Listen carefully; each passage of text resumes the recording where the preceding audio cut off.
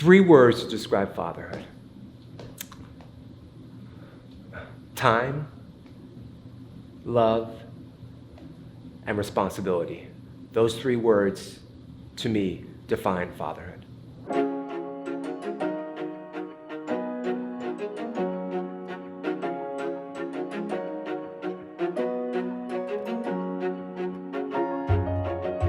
Yeah, I think there's no practice for being a parent until you're thrown into it. Time is precious. It's so hard for us to see what a developing child goes through at each stage of life. So the most vivid memory that I still remember right now, and I'm still thankful about that it happened, was that Last January, my father passed away, and my dad had lived with us for about 10 years. I remember when I was growing up, my parents did not want me to do dancing because there was something like, oh, you're not supposed to dance. Before I knew what I wanted to do professionally, I always knew I wanted to be a dad. Come to find out, it's a lot more challenging than I thought it was going to be. I actually never had any fears before becoming a father. being man for me is beyond your physical attributes. I think being a man, you really need to be true to yourself, and that can take so many different forms. Real masculinity always starts with how you view yourself.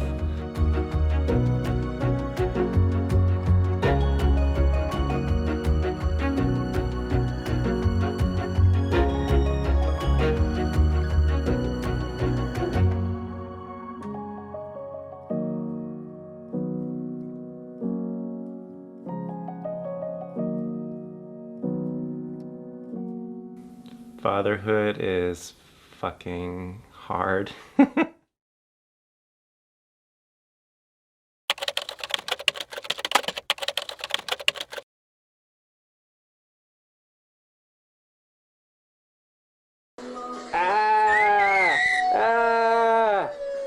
Mommy's in New York and we're home having fun. Well, there are a lot, a lot of memories when he was younger, and then, school plays and performances and athletic achievements and things like that. When he was about 10 years old, we went skiing in Park City, Utah. We were out west, and he was not sure that he could handle this, big double black diamond trail, and I encouraged him to try it, and do remember, that was a pretty gratifying moment for both of us when he was able to do that, and he was confident enough to do it and tackle it, and realize that he certainly was very capable. So that's one, but it's one of many. So the very first memory is when we traveled to Guatemala. My son is from Guatemala, so when we traveled down to pick him up and bring him home, I think that is the first memory that I recall of him coming into the hotel with his foster mother, his pediatrician, and this other person from the agency, and he was running towards us. I guess that's the first beautiful memory of him.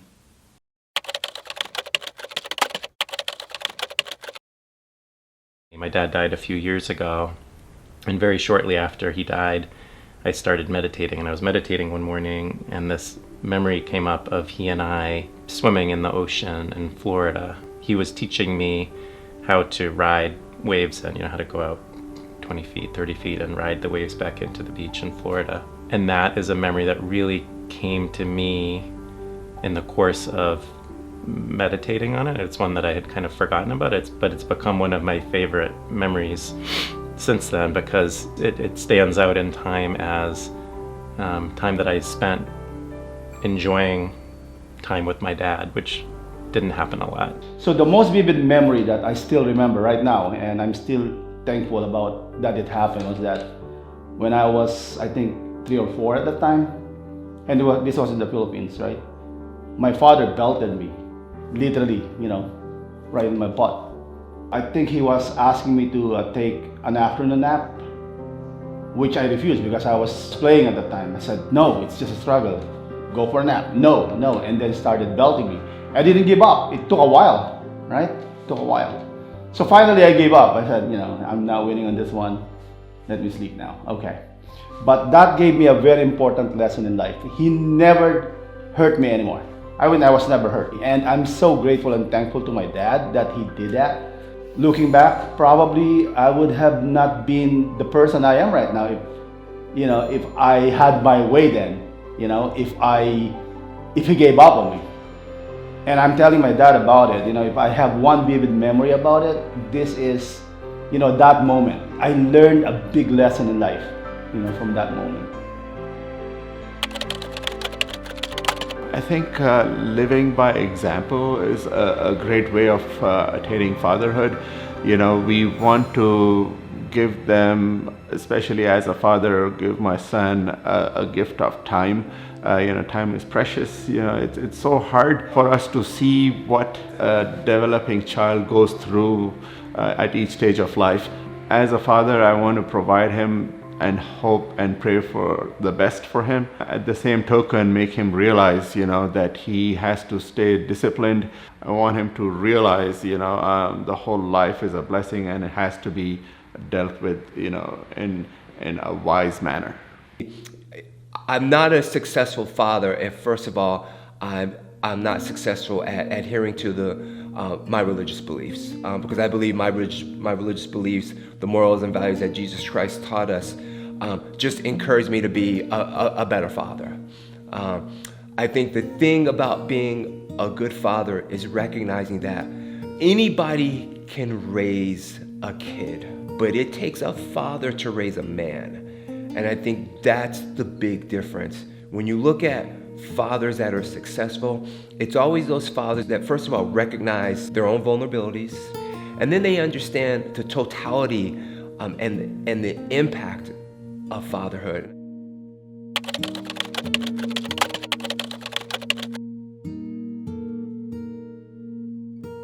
My father didn't have the same upbringing that I'm privileged to enjoy. He was so poor, he didn't even finish school. But one thing I learned from him is you have to motivate yourself, work as hard as you can. It doesn't matter if you work for $10 or if you work for $2, as long as it's a job, you work hard for it, because that's how you feed your family. And you always live a happy life, and at the same time, you work hard and, try to be the best father that you can be for your children. Always be there.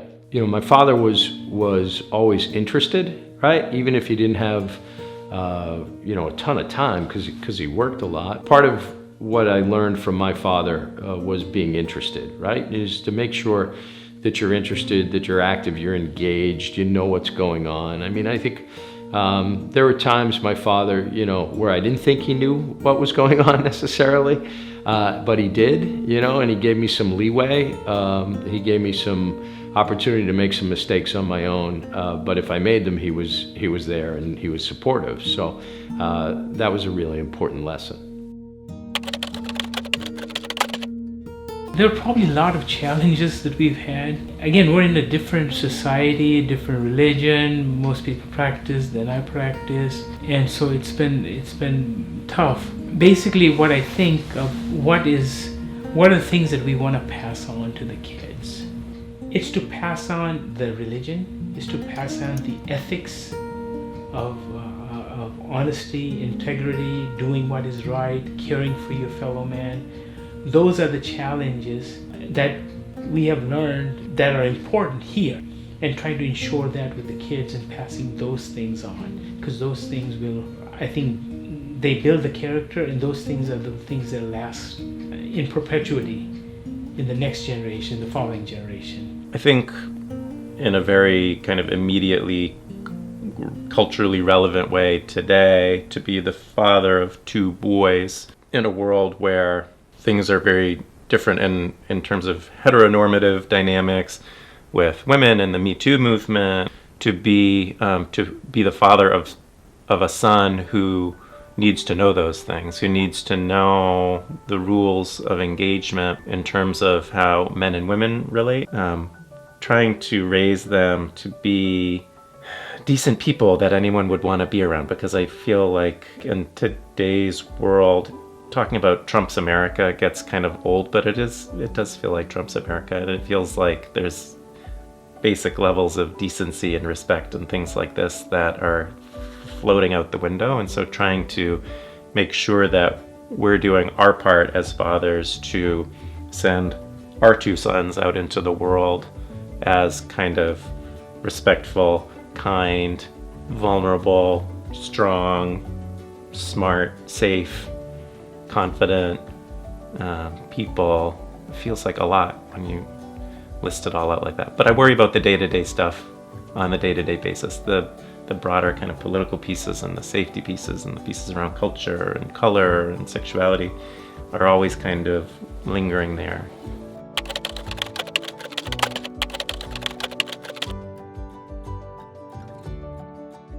Being man for me is beyond your physical attributes. It's all the mentality. It's all about how you bring about yourself. It's all about how you carry your integrity as a person. Above all, it's how you see yourself, and it's how you protect your family. It's how you be a good person. I do believe that people identify role models no matter where they are, in their family, school, church, in the community. So I don't think that it is the role of a father to kind of instill or teach what masculinity is. We are a gay household, so Matteo has two fathers, and despite being both males, we represent masculinity in a very different way. So I think Matteo kind of established his sense of masculinity in his own way by taking from different role models.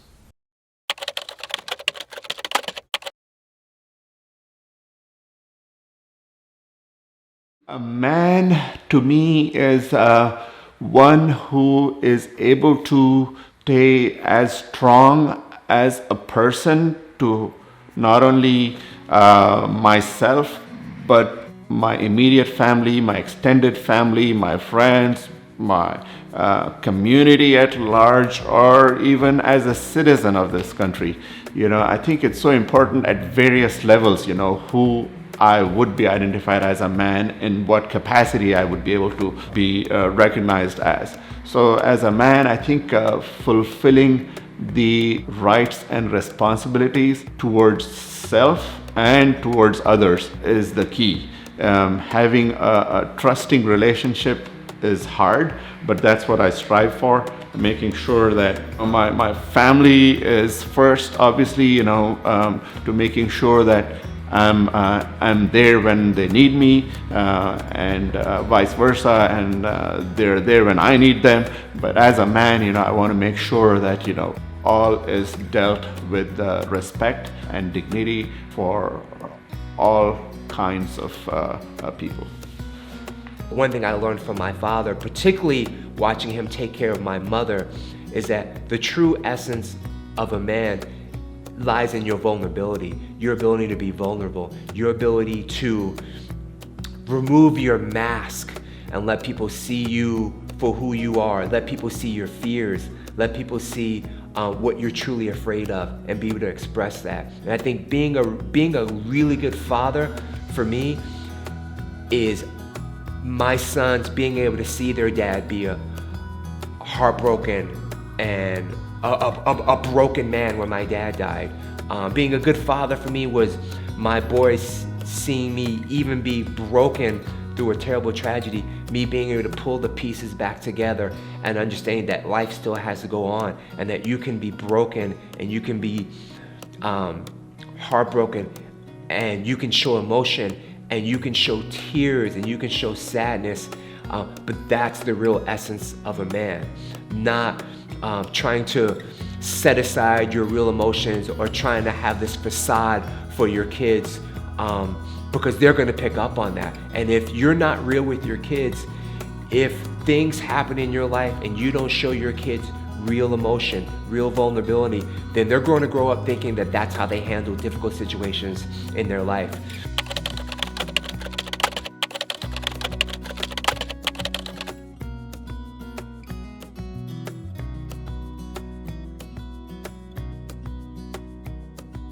I think absolutely it is different to be a man in today's society compared to my father's society, probably compared to my grandfather's society and great-grandfather's society. And I think that's gonna continue to change. In my son's environment, being a man may be something different. So you look at your grandfather, great-grandfather, or your father, being a man was that responsibility of taking care of his kids, taking care of the wife, the home, finances, and all that stuff. But I think now being a man is different, and I think it's something you have to learn through and go through a phase of life to get to that level. So even in today's society, even though I have a different view, if I was 20 years old, 25 years old, I would have a different view than I have now. Well, I do believe that being a man today is different than when my father was growing up. Being a man for my father is following all sorts of stereotypes, where the man goes out to work, the woman stays home, the man wears certain clothes, and a woman wears other clothes. All sorts of stereotypes. For me, the idea of being a man is not necessarily related to the actual gender identity or sexual orientation. It's really kind of a sense of, once again, knowing who you are, self-identity.